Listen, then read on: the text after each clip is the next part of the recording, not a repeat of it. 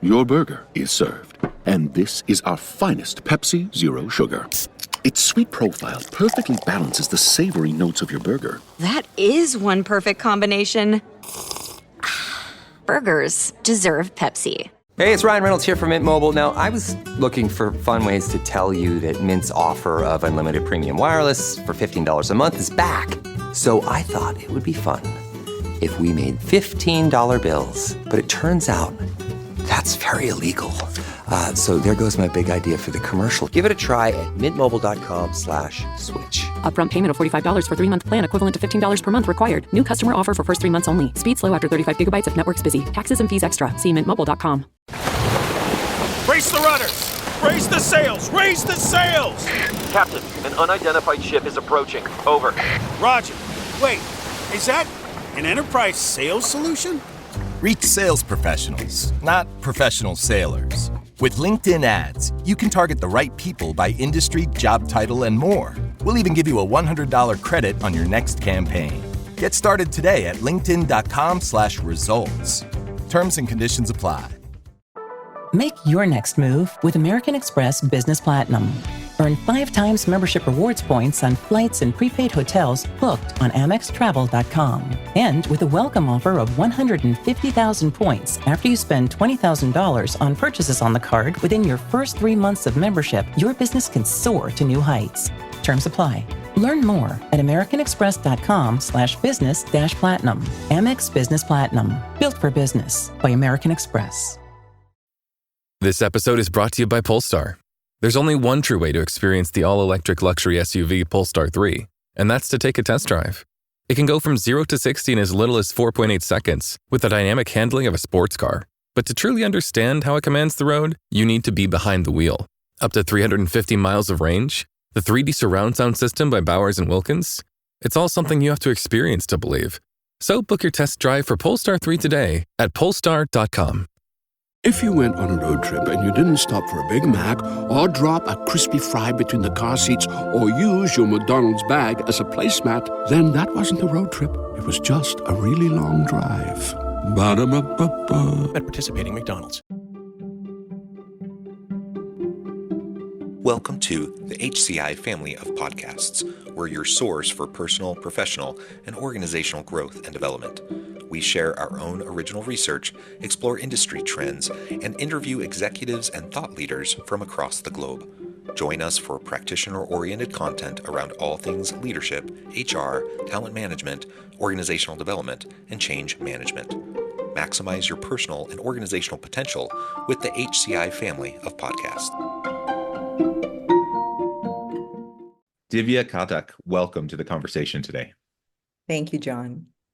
It is a real pleasure to be with you. You're joining us from Budapest. I'm south of Salt Lake City in Utah. And today we're going to be talking about the viability of hybrid work models and leadership approaches to sustain operational efficiency and team morale. You're joining us from Budapest. However, you're usually located in California. So you're joining us after a long journey. So thank you so much for taking the time after that long flight to really sit down and just have this really great conversation with us. As we get started, I wanted to share Divya's bio with everybody. Divya Ghatak is the Chief People Officer at SentinelOne, leading the organization's People Talent Foundation and workplace functions. She has enabled the company's hypergrowth and expansion plans while strengthening an amazing company culture through purposeful hiring that prioritizes talent, experience, diversity, and culture fit for all candidates.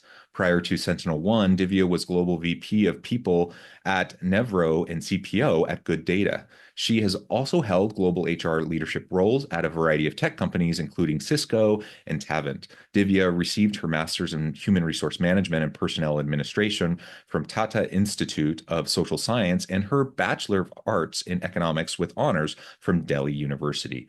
I could go on. There's so many really great things about your background, but before I launch us into the conversation, anything else you would like to share by way of your background or personal context, and then we'll get started. No, John, I think you covered it pretty well. Just an absolute honor to be here and talking about, some very exciting key topics. Excellent. Well, why don't we start? I mean, I think it's somewhat fitting as we launch into this conversation that you're joining us from Budapest.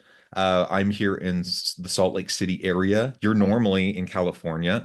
And in fact, we have diverse distributed teams that are from all different parts of the country, all different parts of the world. And we're talking about hybrid work models. We're talking about the opportunity to have distributed teams. Hey, business owners, we know you know the importance of maximizing every dollar. With the Delta SkyMiles Reserve Business American Express card, you can make your expenses work just as hard as you. From afternoon coffee runs to stocking office supplies and even team dinners, you can earn miles on all your business expenses. Plus, you can earn 110,000 bonus miles for a limited time through July 16th. The Delta SkyMiles Reserve Business Card. If you travel, you know. Minimum spending requirements and terms apply. Offer ends 7/16/25. And what that can mean for operational efficiencies, team morale, et cetera. Tell us a little bit more about the model there at Sentinel One and how you're approaching things as chief people officer. Happy to. It is, you rightly pointed, John, it's the sign of times, right? We have globally distributed teams, and technology enables us to connect real time with each other. We've certainly learned a lot of lessons in pandemic in the sense that work did not stop. In fact, people got more into their workplaces and more into meetings and less able to focus on well-being and all of that. So there are a lot of pros and cons of working, through remote only or in-person only. And I do think a hybrid model is the right one. It allows us to be situational. It allows us to take benefits from both the remote only and in-person only models. And as long as you're clear on what you're trying to solve for from an employee connection, well-being, and impact perspective, I think that's the right conversation to have rather than, which model is suited one way or the other. And there is definitely a lot of goodness in bringing people together in person. We are here in Budapest with a partner conference. We also have a leadership learning program for our high potential leaders from around the world that we are bringing together in person. This is the second year of doing that. And last year, people were just blown away by just the experience of coming together and attending a program like that in person, right? So pros and cons, our approach is definitely hybrid and a lot of lessons along the way. Yeah, absolutely. And, this conversation's happening amidst, increased calls from some CEOs, across sectors, across industries, for return to office mandates, right? So we have more and more organizations that even those organizations where CEOs have said, we're going to be continuing to have remote or hybrid work options indefinitely. So a year or two ago, they would have said, you can work from home as long as you want. And now they've pulled a 180 and they're saying, no, return to office mandates, everyone has to come back. Or some variation, maybe they're saying, if you choose to stay home, we're going to cap like how far you can advance. Everyone needs to come back. If you choose to stay home, you can only advance to this rung in our progression scheme in the organization.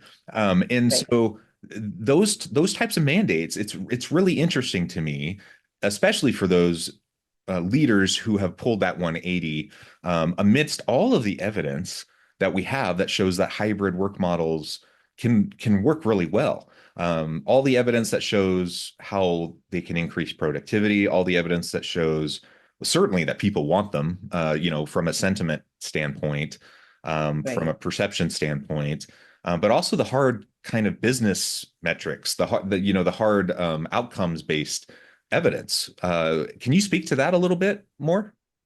Happy to, John. So I do think that, learning the lessons that we did during the pandemic, where you could make, a hybrid model succeed is super, super important. And the key word is hybrid. That does not mean that you continue to operate remotely. That means that you do have a balance of in-person and remote, right? So in all the areas, for example, where we have a large office presence, we have employees coming in on an average 2 to 3 times a week to the office.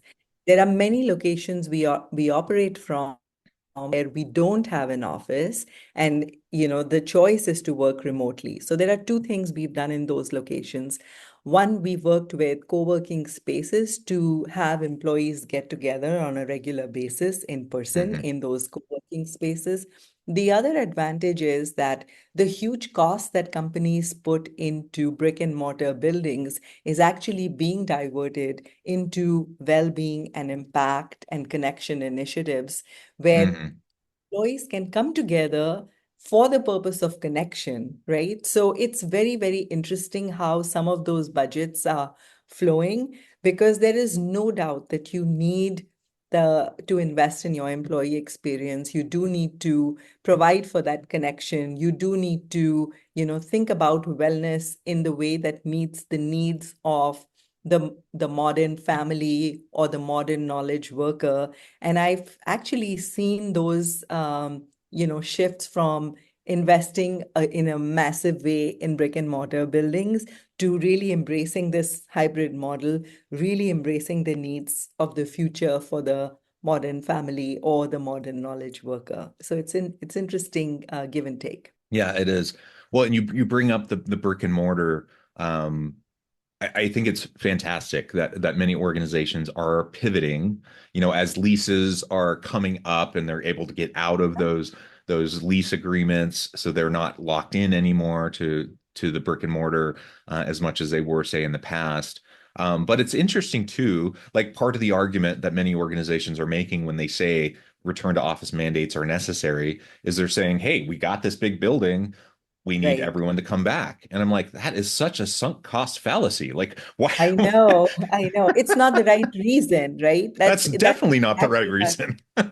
reason. You should come back to solve, like, what is the problem we are trying to solve here, right? So, in my mind, again, I do feel that if you don't meet your co-workers in person on a regular basis, there is definitely that loss of connection and that loss of, how much you could accelerate your conversation if you met the person in person. Now, does that mean that you need to go into an office space? Well, even if you went to an office space, chances are that your teammates are located in different parts of the world, right? Because the way teams are evolving, it's not just an intact team in one location. You do have multi-location, multi-functional teams that are coming together. So if you're trying to solve for teams coming together, it may not be solved by brick and mortar. It will be more solved by intentional experiences where you bring people together to solve problems. In our case, another really great application was actually in the area of giving back to the community. So we have our foundation that gives back to the community, and we launched this program called S1 Cares, where our people come together in a location to give back, and they spend the whole day together. And we've had about 500 Sentinels participate in that, over 40 cities in the world. And the result has been outstanding in terms of the connection they formed, how good they felt about, leaving their community in a better space, and how teams got together. And sometimes when people are visiting and they know there's a S1 Cares event, they'll make time on their calendar to do it. So there are different intentional ways where we need to bring these global teams together. And obviously solving business problems is one, team building is a second, but giving back to the community is also very interesting from the recent events that we've had, if that makes sense. Yeah, it absolutely does. So what I'm hearing from you is that there's lots of good reasons to bring people together. There's some dumb reasons to say we need to bring people together, like sunk cost fallacies of saying we have all these big buildings and we have these expenses, so I guess we need to bring people back together. That's a really dumb reason. I think another dumb reason is simply, you have perhaps leaders from an older generation or leaders who don't know how to manage a hybrid team. And so they're just like, I don't know how to do that, so I need everyone to come back so that I can lead the way that I'm used to. I think that is a really silly approach. We're moving into the future, and you need to up your game. You need to reskill. You need to upskill. You need to learn how to approach the new world of leadership. And if you don't know how to hack it, then that's something you need to deal with. That's not something you need to push upon everyone on your team, right? Through a return to office mandate. When you look at your early in career professionals, I feel that I think they are the most impacted because there is definitely a lot to learn when you're early in your career in terms of how you engage with coworkers, how you imbibe from, just colleagues sitting next to you and, walking over and, asking those questions, which you then translate to a hybrid environment. So I do feel that for earlier in career resources, it's very, very important to have that experience. I think I benefited from that, for majority of my career. And even now when I'm in California, I do go into a brick and mortar office. I personally enjoy that as well, but I'm typically on Zoom for 80% of my day because I'm talking to people all over the world. So I think where you can make those in-person interactions possible and where we have our large locations, we do encourage our employees, and our employees do appreciate going in 2 to 3 days a week. But the reality is that our footprint is expanding so rapidly, there could be areas where it's not feasible or even needed to have that brick and mortar office, right? So what I'm saying is that the in-person connection is very special, but make it so that you're trying to solve a real problem and addressing the true shape and form of a modern working team that is in any way globally dispersed. And maybe the best model is hybrid for that team to come together. Yeah, well, I think those are all really great thoughts. And it's interesting. So, like during the pandemic, lots of people realized, oh, I like this remote work thing, or I like this hybrid work thing. And especially younger people, young millennials, Gen Z workers were like, I really like this flexibility. I like this opportunity to work in my pajamas and work from my kitchen or whatever. But as time went on, I think they also started to realize, oh, I'm missing out on some stuff. I'm missing out on the mentoring. I'm missing out on those organic interactions. And there's been a lot of survey data collected over the last couple of years showing that they do realize that there's some early career stuff that they're missing out on by only being at home. And so more and more, they're realizing that they need to be in the office at least some of the time. And so even younger workers are feeling like 100% remote all the time is probably not the best for them either. Absolutely. So I think everyone is really kind of realizing that some form of hybrid, and that, that's different, I suppose, for everyone, and every organization has to figure out what that means. But like some form of hybrid is probably the better path. I guess the real answer is just flexibility. Like having some built-in flexibility is probably going to be ideal, and it's up to each organization to figure out what that looks like. Something else you said though is really important, and that is, you said like even when you're in office, in your example, when you're in office, you're still on Zoom 80% of the time, right? Yes. I'm in office. I'm a professor. That's my main gig. And I do consulting work and I do other stuff on the side. And so sometimes that's remote, sometimes that's in person, whatever. But as a professor, I could do stuff remote. I teach some online classes and stuff, but I'm really at the university. I'm in person most of the time, so I would say 90% of the time I'm in person in my office. And a lot of other professors are too. But you know how much we interact with each other, even though like I could walk down the hall and I see all the other professors in their offices. Like we really don't actually interact all that much. Like every now and then we have meetings with each other. But mostly we're kind of in our offices doing our own thing. So my point is, you can be in the office. You can have return to office mandates. You can have even hybrid days where like 3 or 4 days a week, everyone has to be in the office, and you can still have no interaction.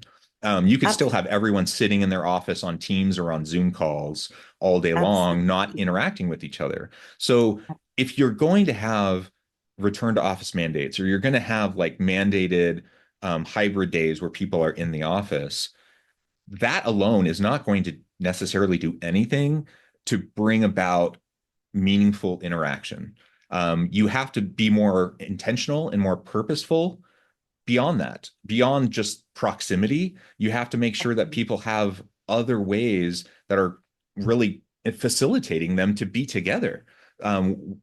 Ways that are actually kind of forcing them to like interact with each other through collaborative brainstorming sessions or like work meetings or like other things that actually necessitate them being together like physically in the same space, whether that's community outreach stuff like you were talking about, whether that's some sort of collaborative meeting, whether that's whatever it may need to look like, but just having people in the space together doesn't necessarily mean they're actually interacting. It doesn't necessarily mean they're actually doing anything together.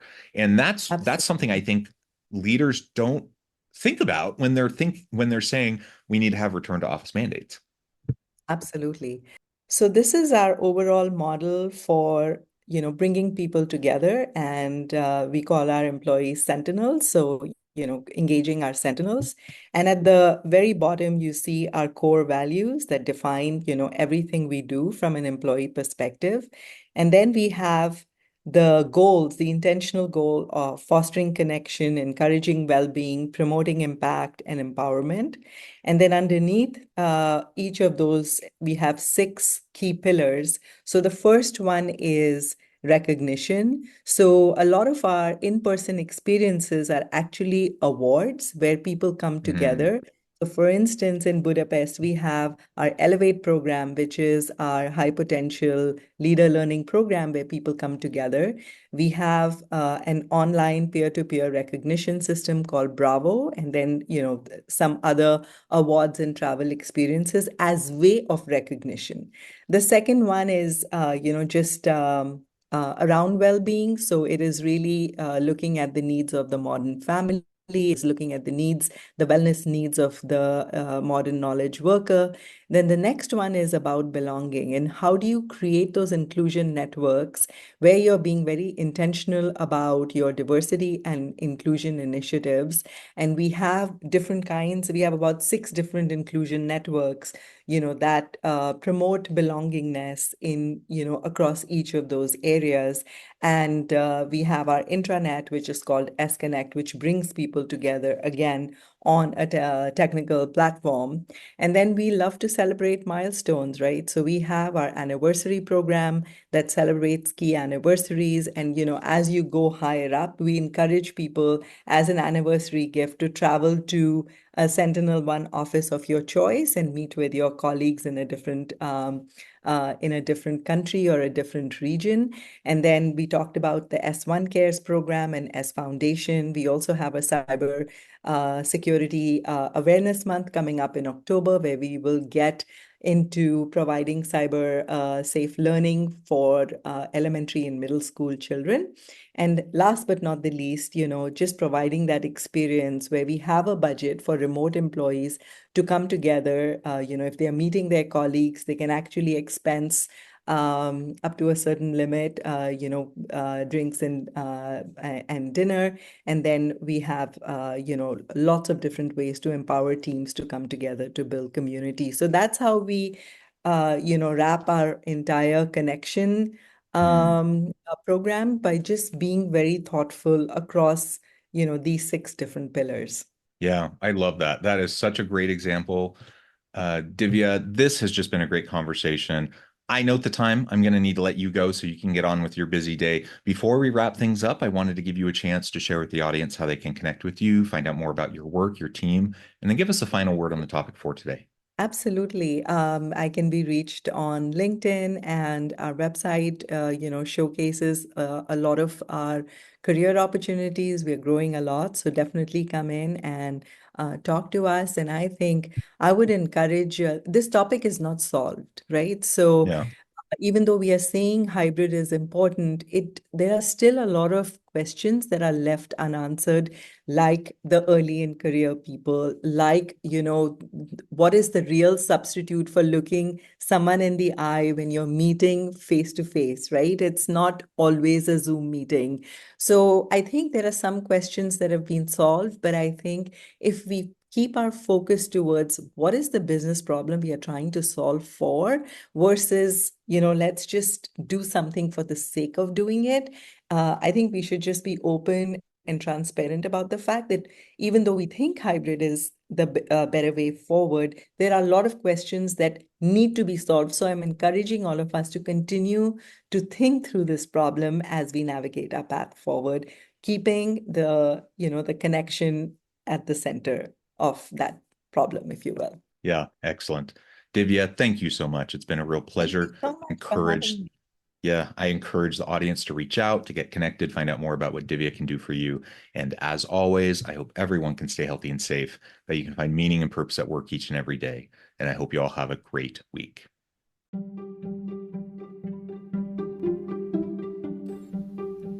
Thanks for joining us for this episode of the podcast. We hope you stay healthy and safe, and please join us again soon.